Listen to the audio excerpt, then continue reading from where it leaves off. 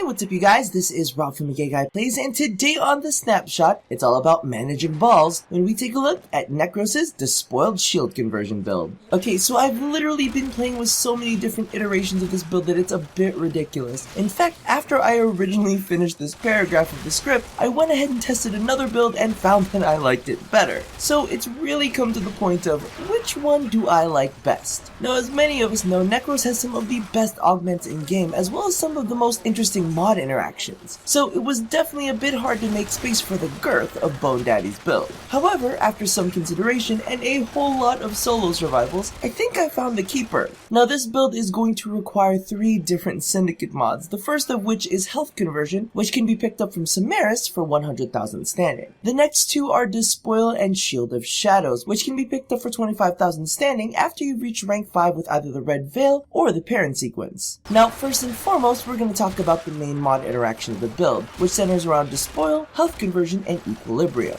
So as we know, Desecrate on its own has a fairly high chance to cause dead enemies to drop a health orb when desecrated, combined with Despoil, which at max rank causes the ability to consume 10 health instead of 10 energy, and you've got yourself an awesome pairing. However, throwing in health conversion into the mix makes consuming those balls even more rewarding. When maxed, health conversion causes each orb you consume to grant you 450 points of armor, up to a max of 3 stacks for a whopping 1,350, which on its own provides 81% damage reduction. Now clearly that does not last forever, as any instance of damage you take, not counting Despoil, will consume a stack after 3 seconds. So for example, if you take 3 hits while at max stacks, you'll have 3 seconds of 81% damage reduction, followed by 3 seconds of 75% damage reduction, followed by another 3 seconds of 60% damage reduction. That is of course if you don't manage to pick up any more health orbs during that time period. With the recent changes to Shadows of the Dead, this can actually provide even more protection on a build that doesn't just blindly stack power strength on top of power strength on top of power strength. All you gotta do is stay on top of gobbling up those balls. Now of course that only accounts for 2 of the 3 mods in the synergy. The next mod, Equilibrium, as many of us know, will restore energy every time you pick up a health orb, and restore health every time you pick up an energy orb. Now with the spoil being a toggle, as long as you stay within range, your health should tick down fairly regularly,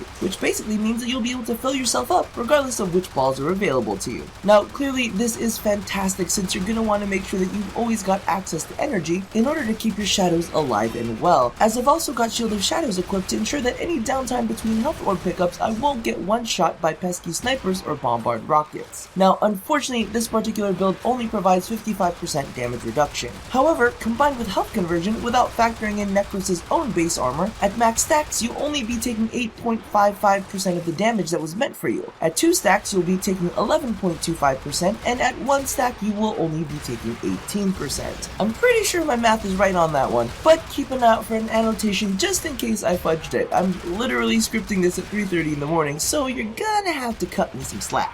Now as for the snapshot, I did add 4 Forma into this build, tossing in 2 dashes and a good old D in the body of the build, while I went ahead and tossed in a dash for the polarity. Now as for the build, we've got in our Trinity, Despoil, Health Conversion, and Equilibrium, as well as our other syndicate mod, Shield of Shadows. After that we've got a bit of health, a prime continuity to offset the health drain on our shadows, then a splash of efficiency and power strength, as well as a sprinkle of range in our excellence. Now there are many variations of this build. You can replace Intensify with Transient Fortitude if you crave a bit more strength. If you feel like health conversion is enough, you can replace Shield of Shadows with Stretch, or replace health conversion with Stretch. Just use this build as a base and tweak it to do whatever fits you the best. Now as for tips and tricks, due to the fact that you rely on orb drops and Despoil's range in this build is a little under 29 meters, be sure you're not too far from the action, or you may miss your chance to pop all the balls. However, do keep in mind that just as long as they are dropping, it doesn't mean that you need to consume them right away. I personally like to keep a stash of the red ones to be able to refuel health conversion if shit goes down.